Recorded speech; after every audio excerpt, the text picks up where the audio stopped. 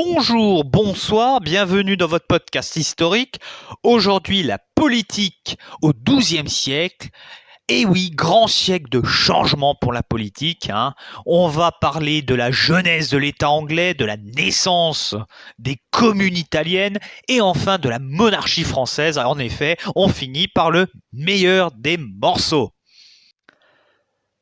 Alors, pour vous parler de la jeunesse de l'État anglais, il faut que je vous parle un petit peu de son histoire. C'est une ancienne province romaine, elle a une histoire complexe, les Vikings l'ont envahi, ils ont même eu la couronne de 1016 à 1042, puis après les Saxons ont repris le pouvoir, mais quand le roi Édouard le Confesseur est mort, c'est Harold qui a pris la couronne, mais elle est contestée par le duc de Normandie, Guillaume de Normandie, qui plus jeune était appelé Guillaume le Bâtard. Tout cela amène à la bataille d'Hastings, et Guillaume gagne. Il tue Harold, il soumet l'aristocratie et il est couronné à Noël 1066. Et donc il va littéralement modifier totalement le royaume. Il va affronter les nobles, il va faire une grosse répression, exporter les seigneuries sous le nom de manoir. Il va dresser aussi le Domesday Book, des informations requises et centralisées pour savoir à qui appartient quoi au niveau des terres. On apprend que 17% des terres du royaume sont au roi, 26,5% à l'église et 48,5% aux Normands. En effet, les Normands, en 20 ans, ont pris 50% des terres. Il va mourir, son fils va prendre le pouvoir, c'est Henri Ier Beauclerc de 1106 à 1135. Il va avoir un pouvoir thaumaturge, il va faire une administration avec le Grand Conseil des Normands, c'est le groupe vassaux du roi, l'Office des conseils, la chancellerie qui va écrire les actes royaux, les chambellans qui vont gérer le trésor du roi, l'échiquier, ça vient du nom de la table où c'était fait, on compte la somme, c'est la comptabilité, le connétable et le maréchal qui vont être à la tête de l'armée, il va y avoir une grosse administration, enfin voilà. Il va y avoir des choses qui vont être faites pour administrer au mieux le royaume. Il va y avoir aussi la cession d'une famille. Cette famille, c'est les Plantagenets. En effet, en 1920, Henri Ier est toujours vivant, mais il n'a plus d'héritier mâle. Donc il va marier sa fille à Henri V, empereur du Saint-Empire germanique, qui meurt en 1025. Bon, pas de bol, on remarie cette fille avec Geoffroy de Plantagenet. Qui a des territoires en France, c'est la naissance de l'Empire angevin. Et en 1931, normalement, il y a une alliance qui est passée avec les barons anglais, normalement, les barons vont pas se soulever, il n'y aura aucun souci. 1935, Henri Ier meurt. Qu'est-ce que font les barons? Balèque. Ils vont mettre Étienne de Blois sur le trône, ce qui va amener une guerre civile, parce que Mathilde, elle va dire « Hey les gars, moi vous m'avez signé une promesse, moi je viens récupérer le territoire, allez, Donc, il va y avoir toute une guerre civile et tout ça. On va trouver une solution. Étienne de Blois va déshériter son fils et va nommer à la tête du royaume, va désigner comme successeur le fils de Geoffroy et de Mathilde, Henri II de Plantagenet. En plus, ils vont bien le marier avec Élianore d'Aquitaine. Alors ça, c'est vraiment un des plus gros coups de traite de l'histoire. En effet, Aliénor d'Aquitaine est mariée au roi de France. Elle vient de divorcer. Et donc, le roi de France finit un peu comme un cuck. Bon. Donc, il va récupérer le royaume, mais un royaume dans un état un petit peu en vrac, on va dire. Les droits royaux sont cassés, les barons ont construit des châteaux. Enfin, il va y avoir énormément de problèmes. Donc, il va réduire le rôle militaire de l'aristocratie avec le scuitage. C'est un impôt qui dispense d'armée et qui détourne l'aristocratie vers l'administration. Le roi récupère les offices royaux, établit l'échiquier, restaure la position hégémonique dans le pays de Galles, en Irlande, il soumet le clergé, il met fin à l'immunité judiciaire ecclésiastique. Il y a les assises de Clarendon entre 1164 et 1166 qui vont limiter la liberté de l'Église. Bon, il va faire une petite boulette, il va va buter Thomas Becket, l'archevêque de Canterbury, qui va finir martyr, il va être obligé de faire un peu pénitence. Mais l'un dans l'autre, le pouvoir royal est renforcé, hein, et il va drôlement avancer ses échiquiers et retrouver en tant que roi une position hégémonique dans son royaume. Tout cela va lui permettre de passer la succession à Richard Cœur de Lion en 1189. Donc, la gouvernance du royaume. Alors, il y a une double hiérarchie, féodale et administrative. Hein. Il a beaucoup de ressources financières. Hein. Il y a les forêts, le domaine royal, les droits de succession des tenants en chef, l'exécution de la justice, le guet, le squittage. Hein. Il y a l'échiquier tenu par des grandes familles, ça constitue la chambre des comptes. Il y a le common law, les shérifs rend la justice à l'échelle du comté, qu'on appelle des shires, 2 fois par an. Il y a des tribunaux centraux, le king bench et le common place. Hein. Il y a aussi d'autres cours de justice, la grande assise avec 12 chevaliers qui remplacent les duels judiciaires, la petit assise, 12 hommes libres qui s'occupent des plaides, hein, la question de l'héritage, des saisies. Hein. Mais le point très important des Plantagenets, c'est le mécénat et l'efflorescence intellectuelle. En effet, la cour est remplie de mecs qui te font des traités, qui te font des œuvres d'art, hein. Il se développe des chroniques royales et tout ça. Donc il y a une véritable littérature qui se développe dans tout ça. Hein. Il y a l'émergence de l'université, on développe l'école urbaine. C'est tardif, hein, 1209. Hein. Oxford et Cambridge ne sont reconnus par le pape qu'en 1214 et 1233. Mais c'est un grand moment intellectuel et politique pour le Royaume-Uni. Problème, l'Empire plantagenet va disparaître en 1224 sous les coups de la reconquête française menée par Philippe Auguste, puis Louis VIII qui se réapproprie le Poitou, hein, et laisse aux Anglais que la Gascogne. Parallèlement, la construction anglaise s'est forgée la puissance française fondée sur la transmission héréditaire du pouvoir et la formation d'armées cohérentes et la sophistication de l'administration. Donc maintenant, je vais vous parler un petit peu de l'empereur et les villes italiennes. Faut pas oublier qu'il y a eu un royaume de l'Italie au nord et vers la Toscane, périodiquement. Il y a tout un empiètement avec les terres pontificales, mais une grande partie de l'Italie a été conquise entre 951 et 952 par Othon Ier, qui gouverne à distance. Hein.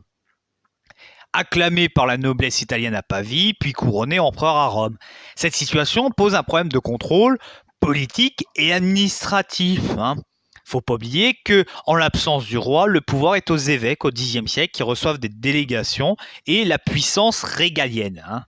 Il y a aussi quelques grands laïcs qui gravitent autour. Enfin voilà. Au milieu du XIe siècle, c'est bouleversé par la querelle des investitures. La lutte contre la simonie et le nicolaïsme tend à écarter ces évêques, produit de groupes de pression et de familles. Hein, la formation de partis opposés qui veulent défendre une autonomie. Cette situation de conflit amène à la naissance des communes, avec pour base la volonté de rétablir la paix sociale. En effet, les évêques ont la fâcheuse tendance à se tirer dans les pattes, un petit peu en mode « Eh oh, vous n'avez pas donné le pouvoir à celui-là, quand même, il fornique, c'est un enfoiré, il fornique, moi je fornique pas. Bon, j'ai payé ma charge, mais ça va. » Puis l'autre qui dit « Ouais, moi peut-être que je fornique, mais toi t'as payé ta charge, donc à un moment... Voilà, ça part en guerre civile. Donc, maintenant, je vais vous parler de la naissance des communes. Il y a le consul et le contado. Base commun, association de jurés, née d'un serment prêté par les citoyens, 1080-1060. On avait une assemblée de gens qui se tenaient, des hommes entre 14 à 70 ans, qui rendaient le service militaire, avec un nombre variable selon les endroits, 2 à 24, et qui vont tenter assez rapidement de supplanter l'autorité épiscopale. Le plus ancien statut communal est la Concitum Consulum Pisotia, 1117, mais on a aussi les premiers consuls en Toscane, à Pise, dès 1085, Asti, 1095 aussi, Milan, 1097, Gênes, 1099. Pendant 2 à 3 décennies, le consulat n'est pas une institution fixe, mais temporaire et contractuelle. C'est une sorte de petit contrat. On se poserait la question que est-ce que c'est une proto-démocratie? Alors, C'est assez difficile à répondre, mais c'est une forme politique d'autogouvernement urbain. La commune est mûre d'un point de vue de l'institution au milieu du XIIe siècle, entre 1160 et 1170, où apparaît un conseil qui prend des décisions pour la politique qui est réellement mis en place avec une assemblée populaire, structurée politiquement à 3 niveaux. L'assemblée générale d'habitants, théoriquement souveraine, qui vote les lois, juge les causés criminelles, la diplomatie, mais qui est rarement consultée. Sous le papier, ouais, vous avez le pouvoir. En réalité, on vous demande votre avis, mais bon, c'est pas qu'on s'en fout, mais bon, c'est presque. Il y a aussi le pouvoir exécutif des consuls, il y a la structure politique avec le palais public, cadre de l'exercice et métaphore architecturale. En effet, t'as un gros palais, t'as un gros pouvoir. Ça vient de là. Brescia 1187, Vérone 1193, Bergame 1200, Crémone 1206. Mais bon, faut pas oublier que c'est pas très démocratique. C'est noyauté par quelques familles qui cherchent unanimement la majorité. Donc voilà. Mais ça va amener aussi à des tensions politiques. L'élite dirigeante et la société citadine à la tête, le patriarcat, c'est plutôt une oligarchie, comme je vous le dis, un gouvernement aux mains d'un petit nombre de personnes, une plutocratie, ça va être avec un clientélisme, avec la richesse, composé de l'aristocratie foncière, quelques ministériaux qui appartenaient à l'entourage de l'évêque et qui se sont émancipés, Donc voilà. Mais en Italie, il n'y a pas de ségrégation franche entre l'aristocratie foncière, 10 à 40 familles par ville, et les cives, c'est-à-dire les marchands. Il n'y a pas cette ségrégation-là. Donc, il y a quand même des conflits. Déjà, le premier lieu, c'est l'empereur et la ville. Il y a un conflit ouvert. Et il y a des compromis. Oui, tu veux bien développer démocratiquement, mais l'empereur, il se dit, mais à un moment là, vous n'êtes pas en train de me prendre du pouvoir. Et donc, en 1155, l'empereur, fils du duc de Souabe, Frédéric Dauphin-Taufen, Frédéric Barberousse, ça ira plus vite, d'abord roi de Germanie, et enfin empereur, il va voyager en Allemagne et en Italie, et il cherche à affirmer ses prérogatives. En gros, il veut montrer c'est qui le patron. Voilà. Et donc, il va essayer de tout faire. Par exemple, il va affirmer sa majesté en détruisant les murailles de Milan en 1162. C'est quand même la plus grosse ville d'Europe. Il y a un rituel d'humiliation savamment dramatisé. Tout cela va énerver les communes et amener à la création de la Ligue de Vérone en 1164, puis de la Ligue lombarde en 1167, qui repose sur des clauses d'assistance militaire mutuelle. L'objectif est l'abrogation de l'administration impériale et la reconstruction des murailles de Milan. Bon, en gros, ça va amener à la paix de Venise et à la paix de Constance. La première en 1177 et l'autre en 1183. Le droit de s'allier, l'exercice de droits régaliens, l'élection de consuls, l'échange de juridictions suprêmes, reconnu et conservé l'administration directe des administrations. En gros, la situation avant 1154 est reconnue officiellement par l'empereur. C'est le temps aussi des podestats entre 1164 et 1190. Les communes consulaires changent de physionomie, la politique, et on trouve de nouvelles solutions, car l'élite aristocratique s'épuise en conflit. En effet, on se tire dans les pattes des aristocratiques. T'imagines un peu, il y en a un qui arrive, si tu n'y arrives pas, tu passes pour un brélon, donc tu lui savonnes un peu la planche, comme ça, si t'es médiocre, l'autre est guère meilleur que toi. Donc Frédéric Ier il y a une solution qui a été expérimentée par Frédéric Ier, confier l'autorité du gouvernement à un magistrat étranger choisi parmi les citaliers pour une période d'1 an ou moins, le podestat. Généralement recruté dans une famille aristocratique, c'est un professionnel de la conciliation. Avec eux, la commune italienne devient un appareil de gouvernement particulièrement sophistiqué. Donc, pour un peu résumer cette longue partie, longue parce que ça prend du temps pour expliquer ça, il y a 4 aspects fondamentaux pour le mouvement de l'émancipation urbaine. La remise en question du pouvoir épiscopal et comptable, l'émancipation des bourgeois des liens féodaux et seigneuriaux, l'esprit de débat public, l'autogestion politique et responsable partagée. Après la paix de Constance, les affrontements socio-politiques vont éclater dans les communes. Ça va amener au podestal et à une technocratie. Maintenant, je vais vous parler de la monarchie française. Alors, est-ce que c'est pas une monarchie féodale? On va se demander ça, et on va voir que en 987, quand Hugues Capet accède au pouvoir, son pouvoir est extrêmement réduit. Et cela est encore vrai sous Henri Ier ou Philippe I. Puis après, le roi commence à rééquilibrer la situation face au prince. Ces derniers lui reconnaissent une autorité morale et religieuse, la religion royale, articulée autour du sacre. Alors, le premier roi à être vraiment sacré, c'est Pépin le Bref en 752, par un évêque. C'est bien. 754, sacré par le pape. C'est mieux. Hein? Mais tout ça va être vraiment réglementé à partir de 984. Il y a un lien étroit entre l'Église et la royauté qui se consolide au XIIe siècle. Hein? Louis VI, par exemple, accueille à plusieurs reprises le pape. Il va protéger les ordres monastiques, hein, et fonder plusieurs communautés religieuses. Hein.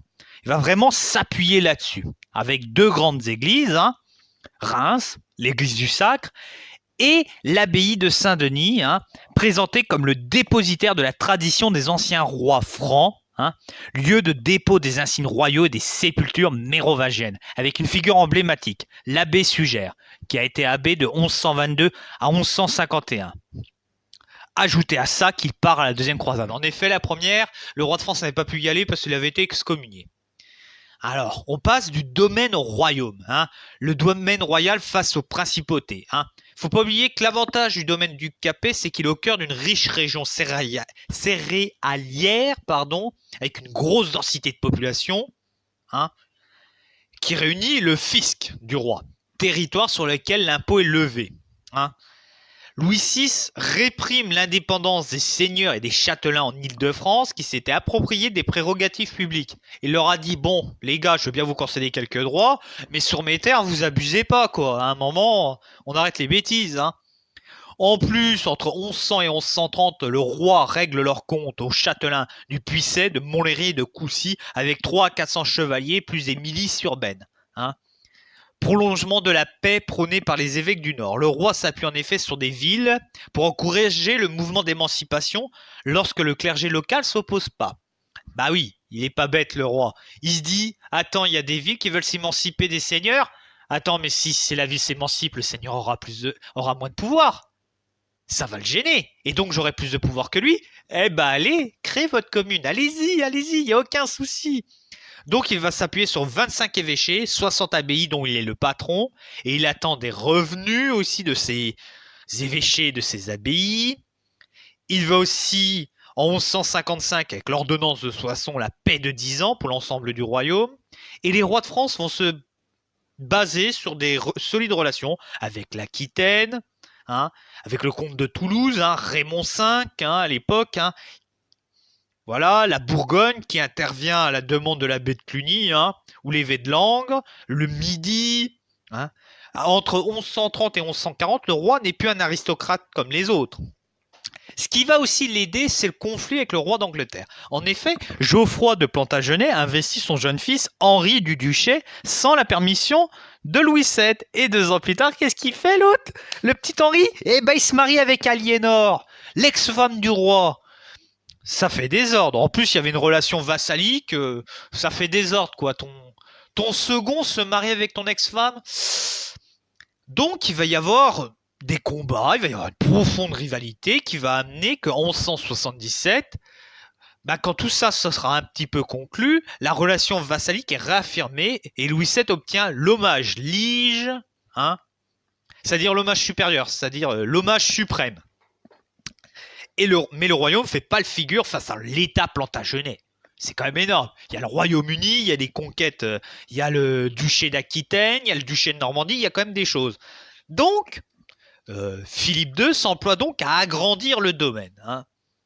Et comme ça, progressivement, il va lui grignoter des parties, hein, même s'il va connaître des moments difficiles. Par exemple, à Fredval, le 3 juillet 1194, il perd une bataille.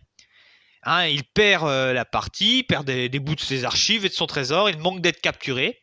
Mais en 1220, il va commencer un processus de conquête. Par exemple, Jean sans terre va se faire reprendre ses terres pour une histoire de conflit.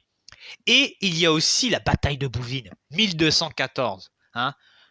Gros moment, hein, parce que bataille de Bouvines, le roi de France bat l'armée conduite par le neveu de Jean sans Terre et l'empereur Othon IV. Hein. En gros, il est un peu seul face à l'Allemagne et le Royaume-Uni et il leur met une branlée. Ah bah niveau propagande, t'es là, après tu t'es avec les autres, tu leur fais c'est qui le patron, hein? C'est qui le patron? Je vous ai éclaté, hein? En plus, il a été physiquement au combat. Hein. Bon après, il y a des récits qui pourraient magnifier ça, mais il a mis les mains dans le cambouis. Hein. Donc, ça va être un événement fondateur pour la monarchie française, hein, et une affirmation de sa place croissante en Europe. Hein. Donc, maintenant, je vais vous parler un petit peu administratif. Hein. Le royaume, il commence à y avoir un embryon à la fin de son XIe siècle. Hein. Hein, l'entourage royal va se constituer d'une petite aristocratie en Île-de-France, d'autres vassaux, de chevaliers, de petites cités, de villes, hein, de principautés royales, d'évêques, de clercs et même de juristes hein, qui vont lui faire des beaux textes de loi. Hein. Donc, l'administration comprend l'hôtel qui entretient le décorum du prince. Le roi s'entoure d'ailleurs de chevaliers plutôt que de haute aristocratie. Hein. Il y a la chancellerie qui se perfectionne. Hein. La chambre des comptes, autre fait administratif marquant, c'est la multiplication des agents du roi. Eh ben oui, c'est quand même un signe qu'il y a une structuration administrative. Car, plus tu as de gars sous tes ordres, ça veut dire que tu peux les payer, ça veut dire que tu peux leur donner des ordres, ça veut dire aussi que tu peux envoyer du monde au fin fond de ton royaume qui peuvent servir de relais. Hein. Dans le testament de Philippe Auguste, par exemple, quand il est parti à la croisade, il a prévu son testament, il ne savait pas s'il allait revenir. Il a réglementé l'administration de son royaume, hein, et il va créer des baillis, des sortes de missi dominici locales, hein, qui tiennent des assises judiciaires et vérifient la gestion de l'argent des prévôts. Hein, il n'y a pas d'ancrage territorial, c'est une fonction itinérante et temporaire. Et enfin, il va y avoir un contrôle rétabli sur la transmission héréditaire des bénéfices et des hiérarchies. En gros, sur la pyramide féodale, il est au-dessus. C'est lui le patron. Hein. Ils vont réactiver donc à leur profit, les rois de France, hein, ils vont réactiver à leur profit le rapport féodo-vassalique. Hein. Ils réclament l'hommage à tout le monde, comme ça, pour bien montrer, tu te soumets à moi. C'est moi qui ai le pouvoir, c'est moi qui est au-dessus de toi. Allez, tu te soumets, tu fais l'hommage. Hein. Donc voilà, et tout ça est lié avec une augmentation administrative. La bataille de Bouvines a permis aussi de donner un petit peu une mythologie à tout ça. Hein. Et donc, il y a un truc assez intéressant qui se passe. À partir de Louis VIII, il n'y a plus de sac de l'héritier du vivant du père. Avant, on sacrait le roi et son fils pour s'assurer que l'héritage se passe bien. Vu qu'il était sacré, on ne pouvait pas y toucher. Là, il n'y a plus besoin. Ça prouve que le roi de France est devenu assez puissant et il a assez de prérogatives. En conclusion, il va y avoir plusieurs évolutions politiques en Europe. Premièrement, le Royaume-Uni va développer une administration, va développer plusieurs choses qui vont lui permettre d'avoir une royauté assez forte. Mais de l'autre côté, la France n'est pas en reste. Elle va faire la même chose et ces deux monarchies grandissantes vont progressivement devenir deux coqs dans le même poulailler européen. Concernant le Saint-Empire, il va y avoir des petits soucis en Italie où les Italiens vont en avoir marre d'être dirigés à distance et vont donc créer des communes qui vont avoir une histoire assez complexe. J'espère que cet épisode vous a plu. S'il vous a plu, n'oubliez pas de liker, partager, faire de la pub pour la chaîne, ça fait plaisir. Ciao!